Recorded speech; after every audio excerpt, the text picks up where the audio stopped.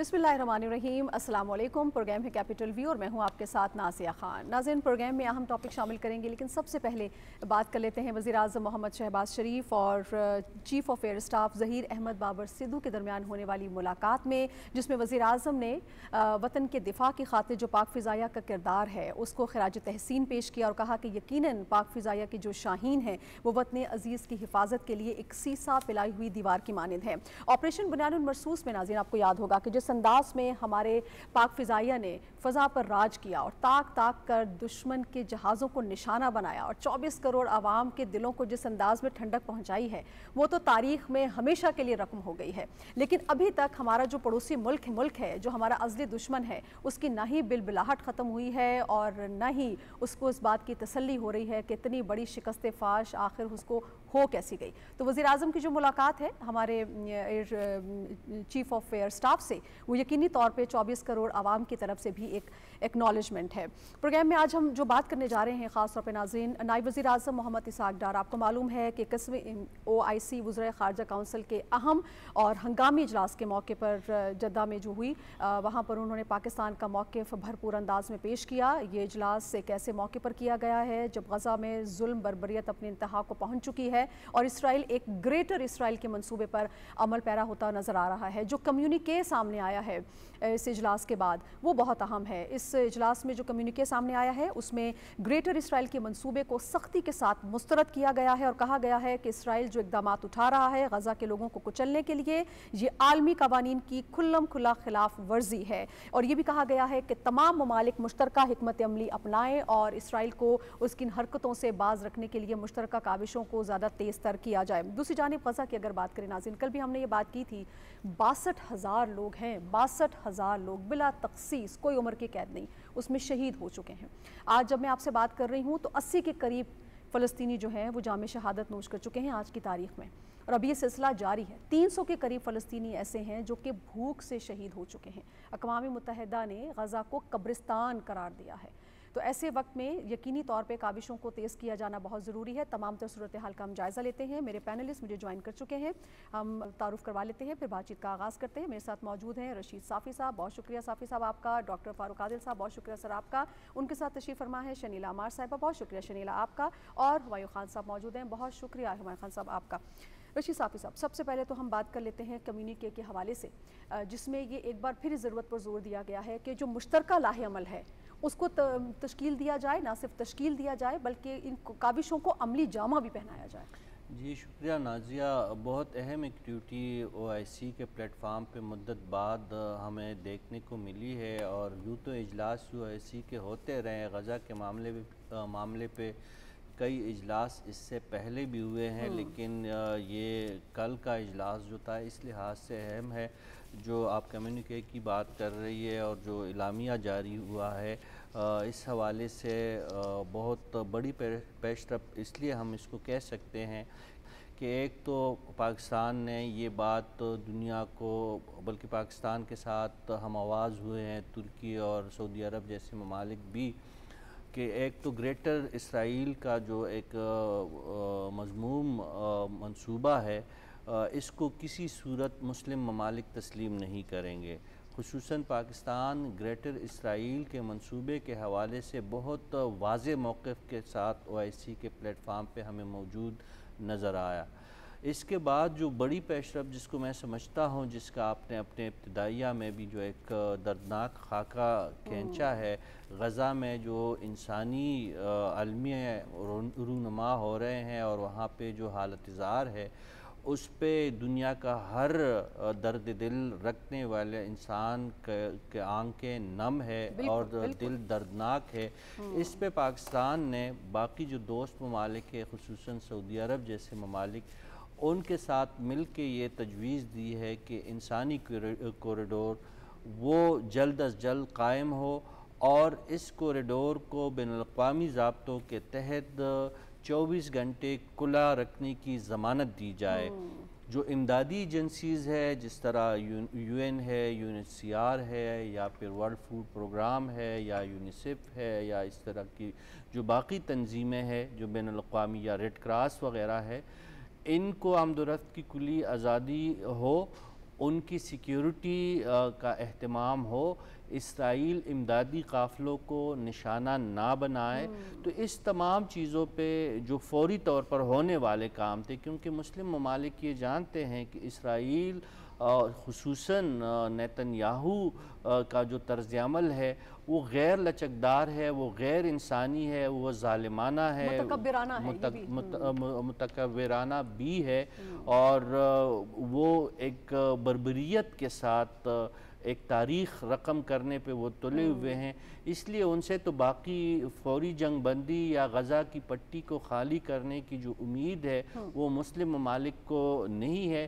اس لیے فی الوقت OIC نے جو زیادہ زور جس بات پہ دیے ہے کہ انسانی جانوں کو بچایا جائے، معصوم بچوں، بزرگوں، زخمیوں اور خواتین کے تحفظ کو یقینی بنایا جائے، تو یہ تمام چیزیں، اس میں اگر ایک بات بھی ہوتی ہے جس پہ پاکستان نے بہت زیادہ زور دیا ہے کہ یہ اگر امدادی کوریڈور، اور جس کو انسانی کوریڈور کا نام بھی دیا جا سکتا ہے، اگر یہ قائم ہو جائے تو کم از کم ان مظلوم بچوں، بیماروں، بزرگوں اور زخمیوں کی دادرسی ممکن ہو جائے گی جو اسرائیلی مظالم کے نتیجے میں زخمی ہے یا امداد کے منتظر ہے۔ تو میری نظر میں پاکستان نے فلسطین کے ساتھ دوستی اور فلسطین کے مظلوم عوام کے ساتھ یکجہتی کا جو حق ہے وہ ادا کر دیا ہے۔ لیکن میں آخری بات اس میں ضرور شامل کرنا چاہوں گا کہ جب تک OIC کے ممبر ممالک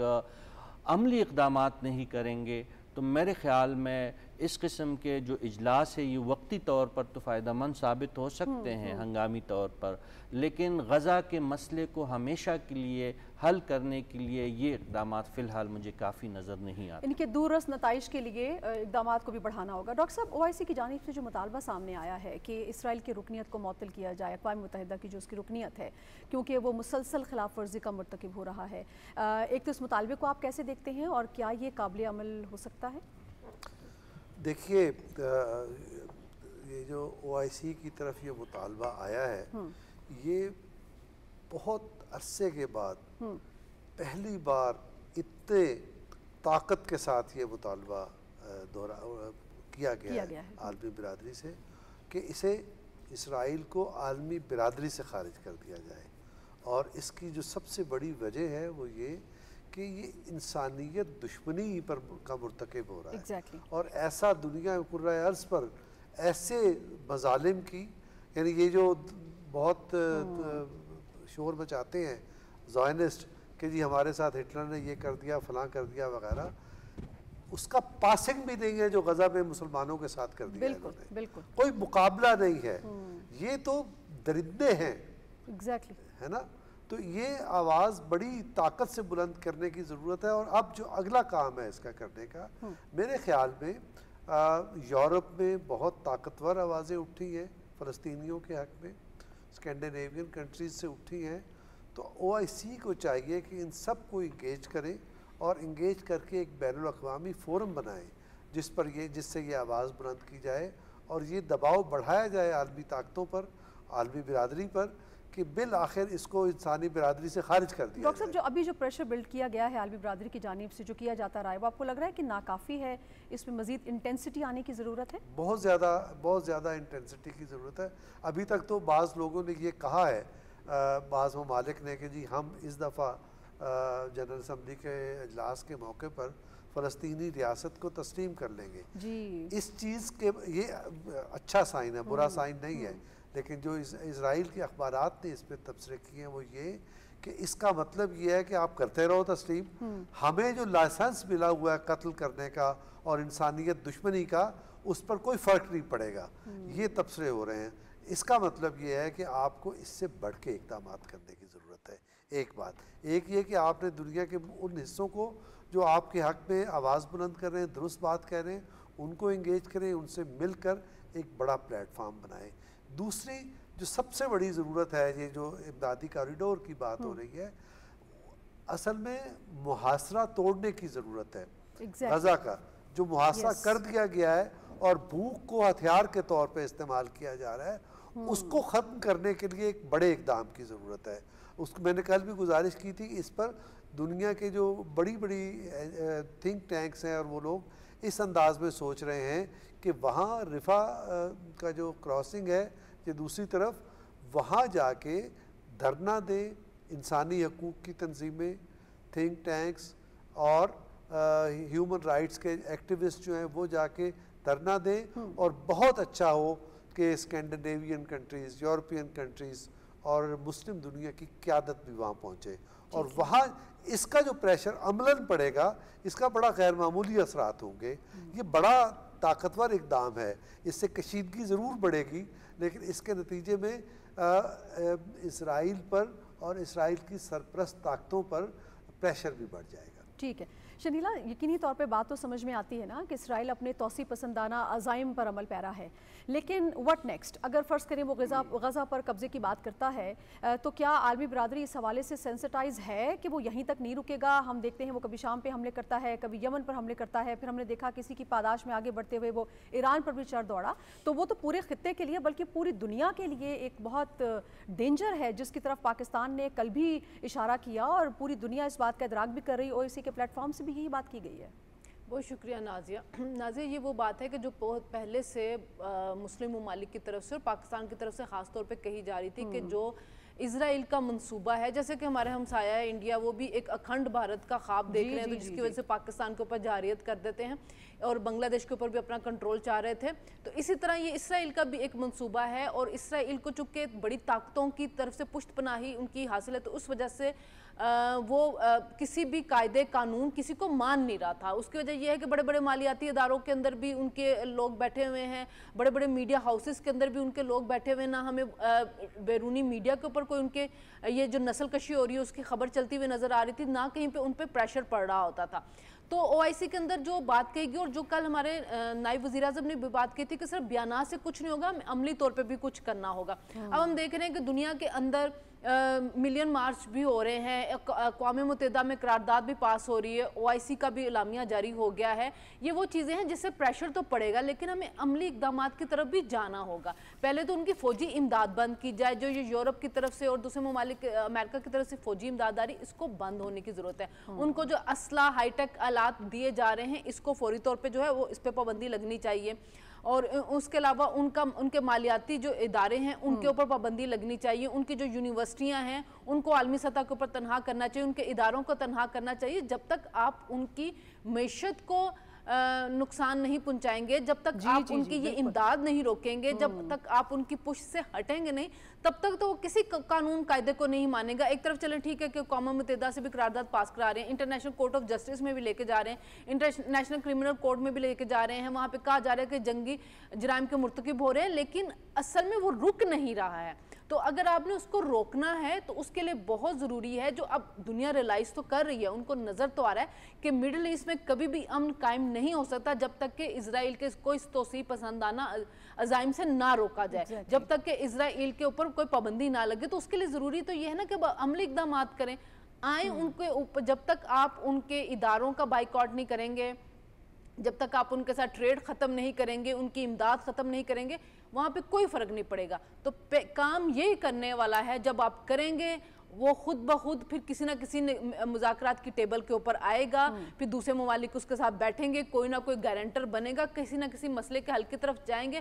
ورنہ اس کے علاوہ تو پھر یہی ہے کہ ملین مارچ بھی ہو رہے ہیں، قراردادیں بھی ہو رہی ہیں، اعلامیے بھی جاری ہو رہے ہیں، لیکن بیانات سے ان ساری چیزوں سے کچھ نہیں ہوگا جب تک کہ عملی اقدامات، یعنی کہ اس کو عالمی طور پہ تنہا نہیں کیا جاتا، اس کو معاشی طور پہ کمزور نہیں کیا جاتا، اس کی امداد نہیں بند کرتی جاتی، تب تک کوئی آپ کو کانکریٹ چیز سامنے نظر نہیں آئے گی۔ ٹھیک ہے، بہت بہترین آپ نے بات کی ہے۔ ہمایوں صاحب، کیا اسرائیل کو جس طرح سے ابھی شنیلا نے ساری باتیں بتائیں کہ کس کس انداز میں اس کو آئسولیٹ کیا جائے تاکہ اس کو مجبور کیا جا سکے، آپ کو لگتا ہے کہ اسرائیل کو اس انداز میں مجبور کیا جا سکتا ہے؟ جو اس کا انداز ہے انتہائی صفاقانہ اور متکبرانہ اور ایسے جیسے اس کو کسی کی بھی پرواہ نہیں ہے، نہ انٹرنیشنل رولز کی پرواہ ہے، نہ انسانی حقوق کی پرواہ ہے، اور جو اس کے عزائم ہے اس کی طرف وہ دوڑا چلا جا رہا ہے۔ اور او آئی سی کا پلیٹ فارم اسی حوالے سے اگر آپ مجھے بتائیں کہ کتنا مؤثر ہے جو تجاویز پیش کی گئی ہیں اس کی امپلیمنٹیشن کی اگر ہم بات کریں۔ جی تھینک یو نازیہ۔ دیکھیں، ایک تو جو آپ نے کہا کہ جس طرح اسرائیل کی اگر آپ انٹرنیشنل لاء کی جو فلیگرنٹ وائلیشن ہے ہم نے پچھلے ابھی سے نہیں دیکھی، 1967 آنورڈ سے ہم دیکھ رہے ہیں، بلکہ 1947-48 آنورڈ سے ہم دیکھ رہے ہیں، بٹ پرٹیکولرلی جو 67 والا جو بارڈرز تھا جس پہ ہماری ایک پرنسپل پوزیشن ہے تمام اسلامی ممالک ہیں ان کی کہ ہم ابھی بھی کہتے ہیں کہ 2 اسٹیٹ سولوشن ہونا چاہیے اور جو ہے نا جیروسلم جو ہے وہ کیپٹل ہونا چاہیے فلسطین کا. اس سے ہٹ کے جو ہے اگر ہم بات کریں اسرائیل کی تو دنیا کی جو بڑی آرگنائزیشنز ہیں دیکھیں OIC اس وقت اگر آپ ان ٹرمز آف ممبرز دیکھیں تو سیکنڈ لارجسٹ پولیٹیکل جو ہے ایک آرگنائزیشن ہے آفٹر یونائٹڈ نیشن.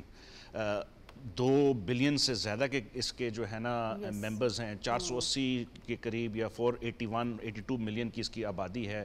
اگر آپ اس کا GDP کا تناسب دنیا میں دیکھ لیں تو اس وقت دنیا کی جو سب سے بڑی آرگنائزیشن ہے وہ بنتی ہے اراؤنڈ 24 ٹریلین $US کی جو ہے نا بائی PPP اس کی وہ ہے GDP ہے.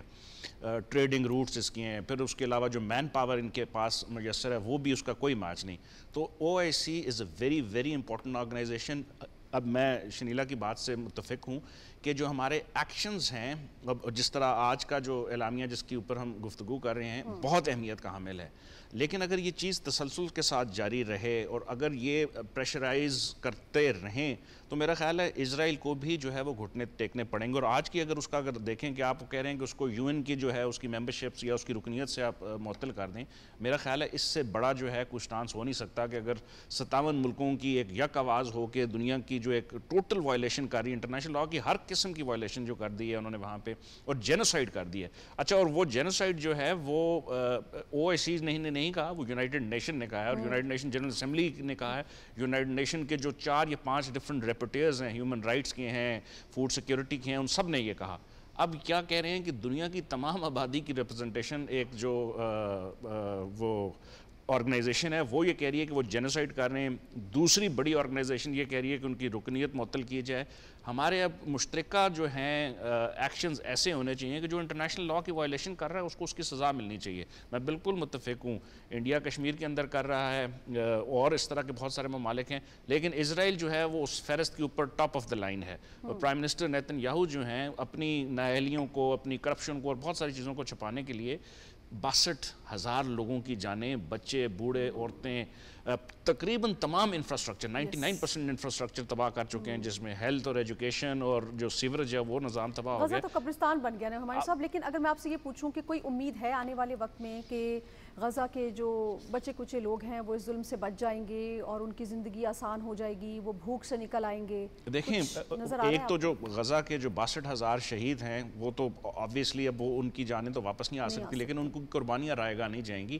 ظلم جب حد سے بڑھتا ہے وہ پھر مٹ جاتا ہے. تو میرا یہ ذاتی خیال ہے اور میرا خیال ہے تمام ہم جتنے بھی پینلسٹ بیٹھے ہیں اور اس سے پہلے بھی اگر آپ انٹرنیشنل بہت سارے لوگوں سے کہیں زیادتیاں ہو رہی ہیں, جینوسائیڈ ہو رہا ہے, لیکن اس کا مطلب یہ نہیں ہے کہ یہ ہمیشہ سے یہ چلتا رہے گا. ایک وقت آئے گا یہ ختم ہوگا اور مجھے لگ یہ رہا ہے کہ وہ وقت ان قریب آ چکا ہے کہ اب دنیا اٹھ رہی ہے. دیکھیں OIC نے آج سے پہلے کسی ملک کی رکنیت معطل کرنے کی بات نہیں کی. It's a huge step. اور میرا خیال ہے کہ اگر پاکستان اور OIC کی باقی ممالک اس چیز کی طرف جو ہے بدستور ایک حکمت عملی جاری رکھیں اور بات کریں تو وہ وقت دور نہیں ہے کہ شاید یہ جو سیج ہے یہ بھی ختم ہو جائے.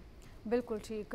یقینی طور پہ امید اسی کی ہے کہ آنے والے وقت میں یہ ظلم اور بربریت کا سلسلہ, سفاکیت کا سلسلہ جو ہے وہ رک جائے, اور امید یہی ہے کہ تمام دکھ درد جو ہیں وہ غزہ کے لوگوں کے اس سے وہ آزاد ہو جائیں.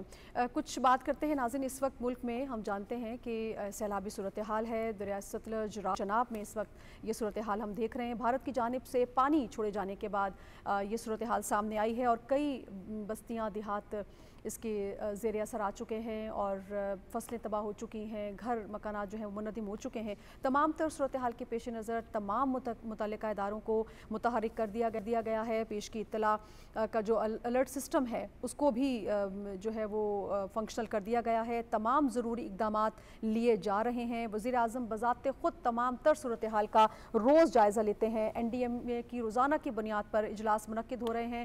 عوام سے محتاط رہنے کی اپیل بھی کی جا رہی ہے. اب سے کچھ دیر قبل اگر ہم آپ کو بتائیں تو وفاقی وزیر اطلاعات عطا اللہ طارد نے بھی خصوصی گفتگو کی ہے اس حوالے سے, جس میں ان کا یہ کہنا ہے کہ اجلاس جو وزیر اعظم کی صدارت میں ہوا ہے اس میں تمام صوبوں کے چیف سیکرٹریز موجود تھے. گلگت بلتستان, آزاد جموں کشمیر کی نمائندگی بھی اجلاس میں موجود تھی اور NDMA کی صوبائی حکومتوں اور PDMAs کے ساتھ کوارڈینیشن اس حوالے سے بھرپور انداز میں جاری ہے. اور اس اجلاس میں آئندہ دنوں میں موسم کی جو صورتحال ہے اس کے پیش نظر ریلیف اور ریسکیو کے حوالے سے جو اقدامات لیے جا رہے ہیں उस पर भी तफसीली तबादला ख्याल हुआ है। वफाकी हुकूमत तमाम तर सूरत हाल पर भरपूर अंदाज में चौकन्ना है, नज़र रखे हुए है और वज़ीर आज़म ने अहकामात जारी किए हैं कि दरिया सतलुज और जो दीगर मकामात हैं जहाँ पानी का बहाव ज़्यादा है वहाँ के लोगों को रिलीफ कैंप्स में मुंतकिल किया जाए। तमाम तर इक़दाम लिए जा रहे हैं। भारत की जानिब से अगर मैं बात करूँ नाज़रीन, 24 घंटों के दौरान पाकिस्तान से 2 मरतबा राब्ता किया गया मुमकिन सैलाबी सूरत हाल के पेश नज़र। कल भी हमने इस पर बात की थी। इंडस वाटर ट्रीटी जो कमीशन है उसके ज़रिए भारत पाबंद है कि वो पाकिस्तान को उस चैनल के ज़रिए आगाह करे, लेकिन भारत ने सिफारती ज़राए का इस्तेमाल किया है।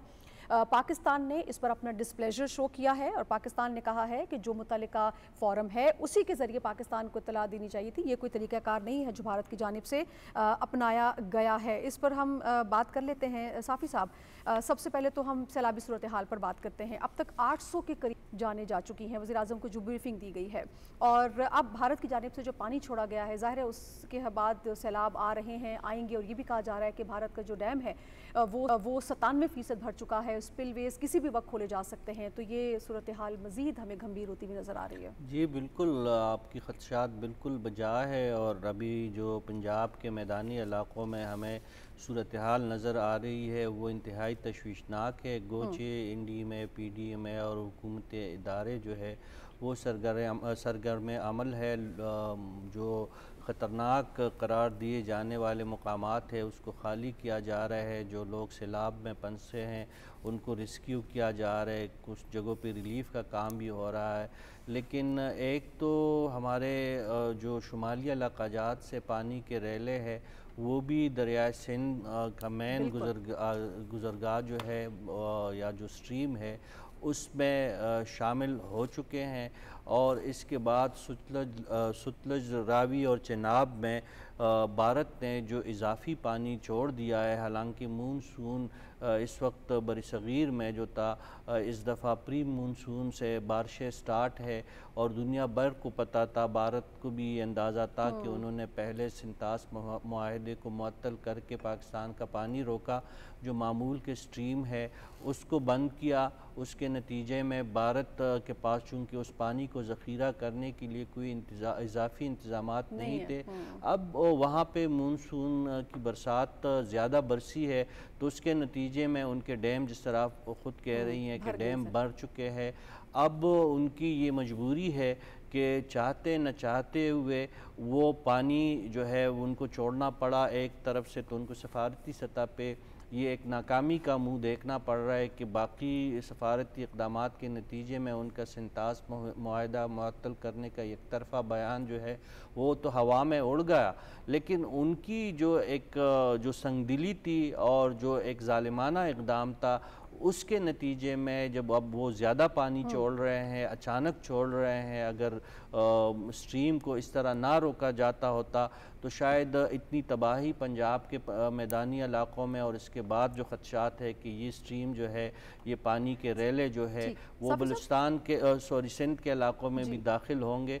तो इसमें भारत इस तबाही में एक तो कुदरत की तरफ से जो हमारे यहाँ अपने जो क्लाउड बर्स्ट हो रहे हैं, जो बाकी बारिश हो रहे उसके नतीजे में नुकसानात हो रहे, लेकिन ये जो भारत की तरफ से जो पानी छोड़ा गया है ये दानिस्ता तौर पर पाकिस्तान कि उन सरसब्ज़ शादाब और जो हमारे जो ज़राअत के लिए अहम इलाक़े हैं, जो सिंध के आस-पास के जो इलाक़ा है उनको डबोने की एक सोची समझी साजिश है।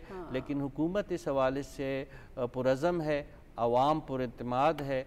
एक दूसरे का अगर हाथ थामेंगे, एक दूसरे को अगर सपोर्ट करेंगे, सूबाई और वफाकी सतह पे जो इदारे हैं वो एक दूसरे का अगर इसी तरह साथ देंगे तो इंशाअल्लाह भारत की ये साजिश भी नाकाम होगी और कुदरत की तरफ से हम पे जो एक आफत नाजिल हुई है तो इंशाअल्लाह इस मुश्किल मरहले से हम निकल पाएंगे। लेकिन आपके खदशात बिल्कुल बजा है। पंजाब के मैदानी इलाके और सिंध के मैदानी इलाके शुमाली इलाक़ाजात के बाद शदीद ख़तरात से दो चार। साफ़ी साहब, हमें इंतहाई मुतहरिक होने की ज़रूरत है क्योंकि चेयरमैन NDMA की जानिब से जो ब्रीफिंग दी गई उसमें बताया गया है कि 22% ज़्यादा बारिशें होंगी अगले साल इस साल की निस्बत। तो यकीनी तौर पे आने वाला हर साल एक टफ पोजीशन हमारे लिए लेकर आएगा। डॉक्टर साहब, बड़ी अहम बात यह है कि भारत की जानिब से जो चैनल इस्तेमाल किया गया है, पहले तो कल भी हमने इस पर बात की थी, सिफारती ज़राए को क्यों चुना गया? क्या दुनिया को ये पैगाम देना था कि हमारी तरफ से तो ये जो सिंतास मुआहदा है ये मुअत्तल है, लेकिन हमने इत्तला देनी थी तो हमने इस तरह इत्तला दे दी है?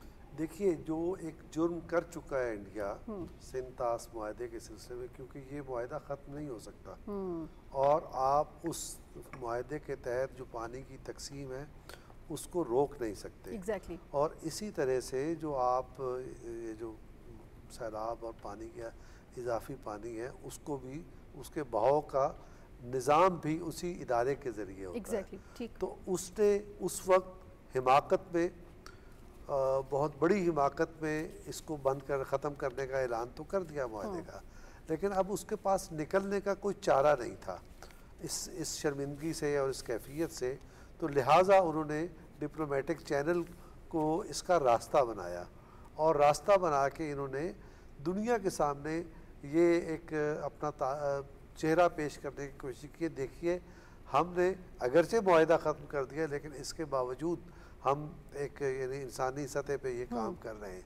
तो ये एक फ्रॉड है, ये दुनिया को धोखा देने की कोशिश है। इससे यानी मैंने कल भी कहा था कि ये एक ढोल है। डॉक्टर साहब, इस पे पाकिस्तान को आवाज़ उठानी चाहिए? तो पाकिस्तान ने तो आवाज़ उठाई और उसके हक में भी आवाज़ आ रही है और चीन की तरफ से भी ये चीज़ आ गई तो और दुनिया भी मान रही है और आलमी इदारे भी कह चुके हैं और वो जो सालिसी का इदारा है वर्ल्ड बैंक का, उसने भी कह दिया कि ये हो नहीं सकता। तो लिहाजा इसको बिलाखिर वापस जाना पड़ेगा और ये जो इसके चेहरे पे कालक मली जा चुकी है हिमाकत वाली, बिलाखिर उसे खुद अपने हाथों से इसे साफ करना होगा। इस तरह के जाली जो इक़दामात हैं उससे ये काम हो नहीं सकता। तो पाकिस्तान अपने मुनासिब वक्त पर, मुनासिब फोरम पर ये वक्त चीज़ उठाएगा और अपना जो पहले भी उसने फ़ैसला लिया और अपने हक में हो गया, इंशाल्लाह इस पे भी होगा। अच्छा, लेकिन शनीला, एक बड़ी इंपॉर्टेंट इसमें बात यह है कि एक तरफ हम देख रहे हैं पानी ही पानी है और वो संभाले नहीं संभल रहा है, सैलाबी सूरत हाल है।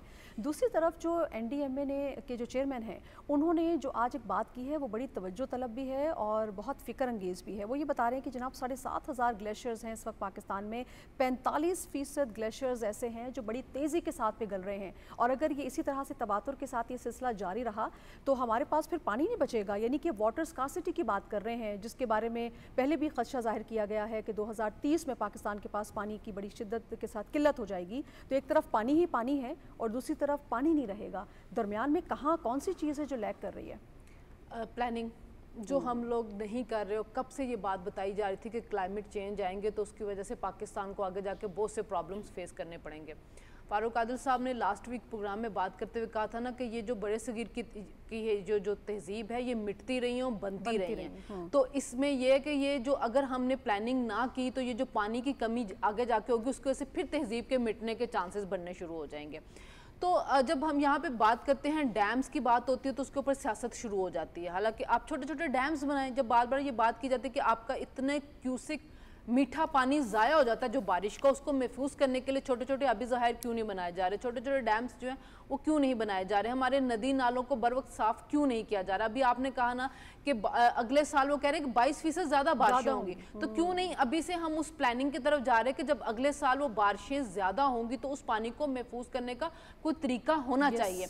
हमारे जो पार्क हैं, जो हमारे जो मैदान हैं, उनके अंदर वाटर रिचार्जिंग जोन्स बनाने चाहिए ताकि वो जो पानी है मिट्टी के अंदर जज्ब हो जाए और वो पानी फिर आगे आपके इस्तेमाल के काबिल हो। जो पानी के अंदर ज़र ज़मीन सतह कम होती जा रही है, खासतौर पे इस्लामाबाद और पिंडी के अंदर तो बहुत ज़्यादा ज़र ज़मीन जो पानी की सतह जो कम हो गई। गर्मियाँ अभी भी जब गर्मियाँ आती हैं तो बार बार सीडे की तरफ से दूसरी जगहों से आप लोगों को आनी शुरू हो जाते हैं हदायत कि आपने पौधों को बहुत कम पानी दें, घरों के अंदर आप पानी ज़्यादा इस्तेमाल ना करें, आपने अपनी गाड़ियां घरों के अंदर नहीं धोनी। ये हर सोसाइटी के अंदर इस्लामाबाद और पिंडी की ये हदायत जारी की जाती है। इससे पानी की कमी होती है, उसके बाद फ़ौरन मानसून आता है, आपके पास बेतहाशा पानी आता है लेकिन उसको संभालने की जगह नहीं होती, वो पानी आपका ज़ाया हो जाता है।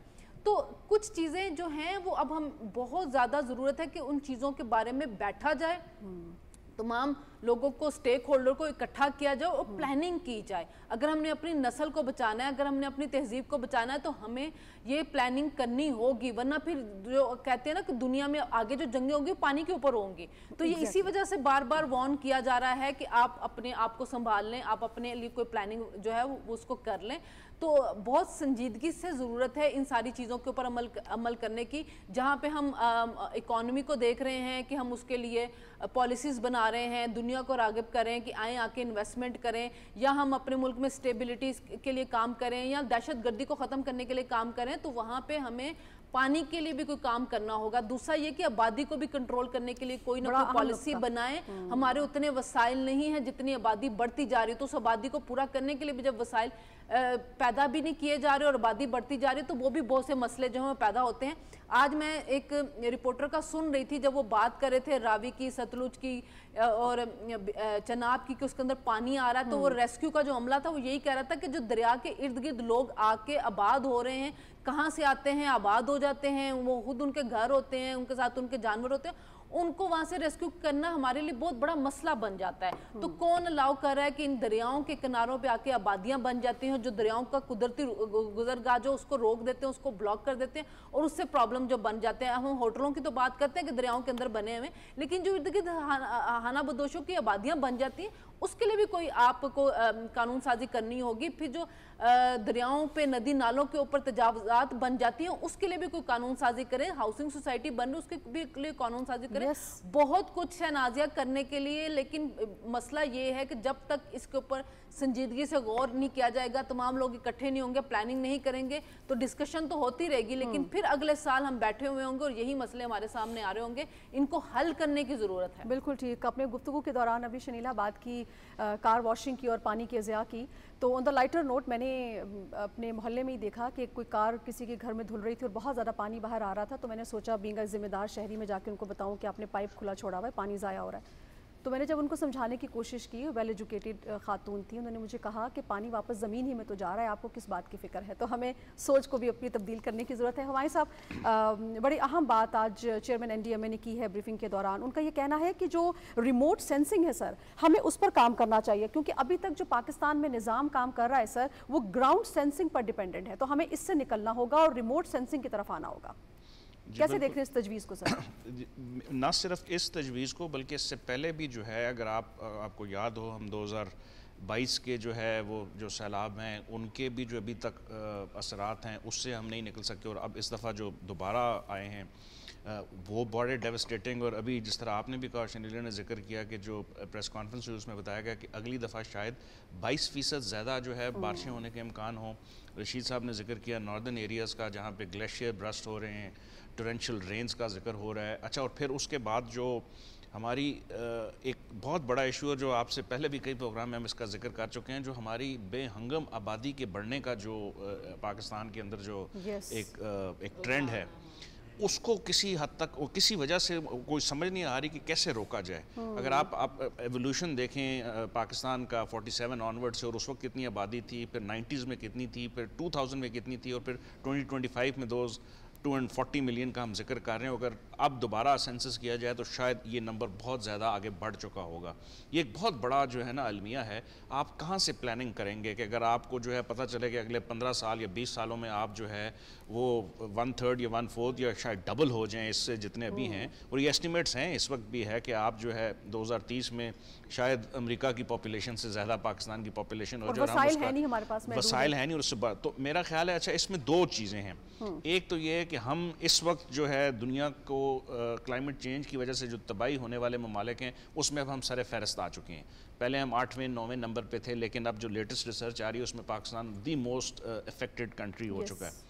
हमने COP28 में पाकिस्तान की सरबराही में लॉसेस एंड डैमेज फ़ंड बनाया था, और हमने कहा था कि जो साउथ के ममालिक हैं, चूँकि ग्लोबल नॉर्थ ने बहुत ज़्यादा तरक्की की, तो ये मामला अकेला नहीं हो सकता।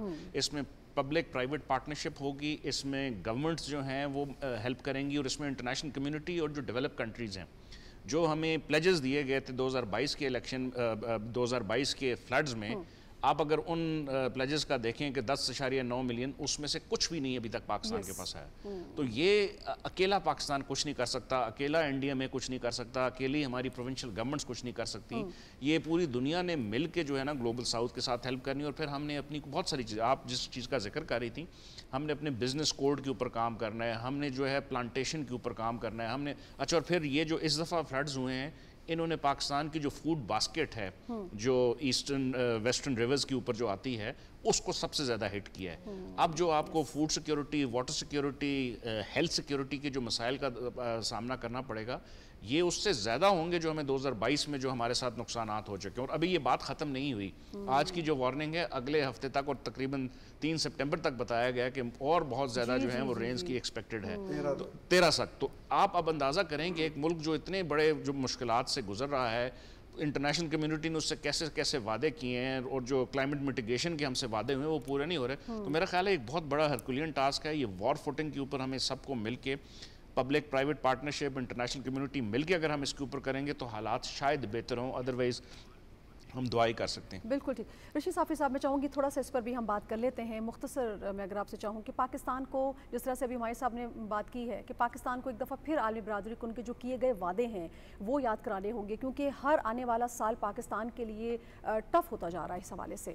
جی بالکل نازیہ، آپ کا یہ تجزیہ بالکل درست ہے۔ پاکستان نے پچھلے 2-3 کوپ میں یہ بات عالمی سطح پہ اٹھائی ہے کہ پاکستان جو ہے وہ تنہا جو قدرتی آفات ہے، ہمایوں صاحب ذکر کرتے رہتے ہیں، جرمن واچ کی رپورٹ ہو یا باقی اس قسم کے جو دیگر ماحولیاتی ادارے ہیں، ان کا یہ کہنا ہے کہ پاکستان کو آنے والے وقتوں میں کم از کم 10 قدرتی آفات کا سامنا کرنا پڑ سکتا ہے، جس میں واٹر لیول کا، سمندر کا واٹر لیول کا بلند ہونا، جس میں سائیکلون ٹائفون کی ایک نئی قسم کی جو آفت ہے، اللہ نہ کرے کہ وہ یہاں پہ ہو، لیکن اس کے خطرات موجود ہے، زلزلوں کے خطرات موجود ہے، کلاؤڈ برسٹ کے جو اب ہمارے سامنے وہ جو خدشات تھے وہ عملی طور پر سامنے آ رہے ہیں۔ تو ہمیں اس کے لیے جو سیلاب کی پیشگی اطلاعاتی سسٹم ہے، اسپیشلی جو گلوبس سسٹمز ہے، اس کو اپ گریڈ کرنا ہے، اور ڈوپلر سینسر جو ہے اس جیسی جدید ٹیکنالوجی کو اپنانی ہوگی، جدید ٹیکنالوجیز کو اپنانے کی بڑی سخت ضرورت ہے۔ بالکل ٹھیک۔ ڈاکٹر صاحب، کیا آپ کو لگتا ہے کہ پاکستان تنہا اس چیلنج سے نپٹ سکتا ہے، یا آپ کو لگتا ہے کہ وہ ممالک جو اس کی زد میں آ رہے ہیں، آ چکے ہیں، ان کے ساتھ اتحاد کے ذریعے ہمیں جو ہے ایک مشترکہ اور مؤثر آواز کو بلند کرنا ہوگا؟ اختصار چاہتے ہیں۔ نادیہ، آپ نے بڑی بنیادی بات کہہ دی ہے کہ جو متاثرہ ممالک ہیں ان کے واقعتاً ان کا ایک فورم بنانے کی ضرورت ہے بین الاقوامی، اور وہ مشترکہ طور پر آواز اٹھائیں، ایک بات۔ دوسری بات، آپ کو اسی دنیا میں جیسے آپ کو فلسطین پہ آواز اٹھانے والے یورپ میں بھی مل گئے، اسکینڈینیوین کنٹریز میں بھی مل گئے، تو اس موضوع پر بھی آواز اٹھانے والے ملیں گے۔ اس کے علاوہ جو انوائرمنٹ پہ کام کرنے والی این جی اوز ہیں، جو ہیومن رائٹس کے لوگ ہیں، ان لوگوں کو بھی ایک پلیٹ فارم پہ لا کے ایک کام کرنا ہے۔ اس کو یوں کہہ لیجئے کہ ایک انوائرمنٹل ڈپلومیسی آپ کو اختیار کرنی پڑے گی، اور اسی یہی طریقہ ہے کہ دنیا کے سامنے آپ یہ پراپرلی طاقتور طریقے سے مسئلہ اجاگر بھی کر سکیں گے اور شاید ان سے منوا بھی سکیں گے۔ بالکل ٹھیک۔ شنیلا، یہ بڑی ضروری اقدامات جو وفاق اور صوبائی حکومتوں کے ساتھ اس وقت مل کر لیے جا رہے ہیں، لوگوں کو کہا جا رہا ہے کہ ندی نالوں سے دور رہیں۔ دریا ستلج میں جب یہ واقعہ ہوا ہے تو 1.5 لاکھ کے قریب وہاں لوگوں کو محفوظ مقامات پر منتقل کیا گیا ہے، ریڈیو ہے، ٹی وی ہے، موبائل ایپس ہیں، لوگوں کو بار بار آگاہ کیا جا رہا ہے این ڈی ایم اے کی جانب سے کہ اپنی جانوں کی حفاظت کریں۔ عوامی تعاون کتنا ضروری ہے اس موقع کے اوپر تاکہ جانی نقصان کو منیمائز کیا جا سکے؟ بہت زیادہ ضروری ہے نازیہ۔ دیکھیں، حکومت اکیلا کچھ بھی نہیں کر سکتی جب تک اس کے ساتھ عوام کی تعاون شامل نہ ہو۔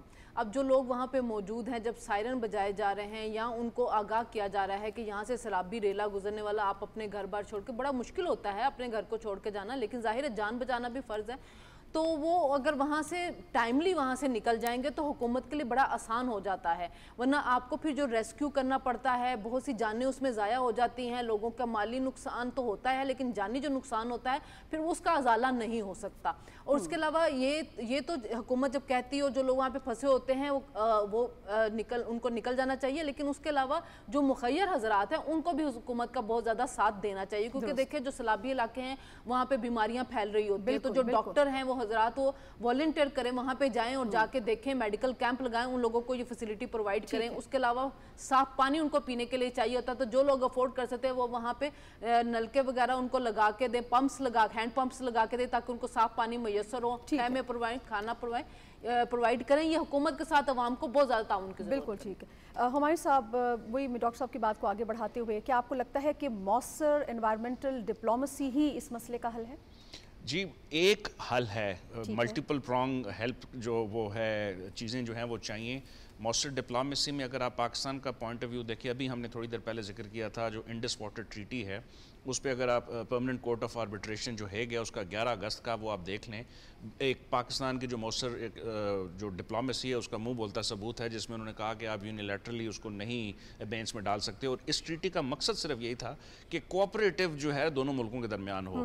तो हमने इसके ऊपर बड़ा जिक्र किया, अगर हमारा एक इतना बड़ा नेबर जो नेक्स्ट डोर है और जिसको पता है कि हमारी जो फूड बेल्ट है और उसको नुकसान हो सकता है, इस वक्त उसका पानियों को छोड़ना और फिर पाकिस्तान की तरफ इशारा करना, ये कोई इंसानियत की बात नहीं हो सकती। ये एक बेवकूफ़ी या एक जाहिलियत का एक जो है वो मुंह बोलता सबूत हो सकता है। डिप्लोमेसी ये नहीं है। ठीक है, तमाम पैनलिस्ट का बहुत शुक्रिया। नाज़रीन, आपने प्रोग्राम आपका शुक्रिया। वफाकी हुकूमत अपने तई सरतोड़ कोशिश कर रही है, लेकिन हमारे वसाइल कम हैं और ये जो फिनोमेना है ये बहुत बड़ा है। इसलिए जब हुकूमत वक्त आपसे कहती है, जो इंतज़ामिया आपसे ये बात करती है कि आप उन जगहों को इवैक्यूएट कर जाएँ जहाँ सैलाबी रेला आने का ख़तरा है, तो प्लीज़ उनकी बात को मानिए, उनके साथ ताउन कीजिए, नदी नालों से दूर रहिए, गैर ज़रूरी सफ़र से गुरेज कीजिए। और जो मोबाइल ऐप्स हैं, रेडियो टेलीविज़न के ज़रिए आपको जो इत्तलात वहाँ पहुँचाई जा रही हैं उस पर अमल पैरा होइए। और किसी भी मुश्किल की सूरत में जो हेल्पलाइन आपको बताई जाती है उस पर आप राबिता कर सकते हैं। अपना ख्याल रखिए, अपने घर वालों का ख्याल रखिए, महफूज रहिए, मोहतात रहिए, अपना ख्याल रखिएगा। नाज़िर खान को इजाज़त दीजिए। अल्लाह निगहबान।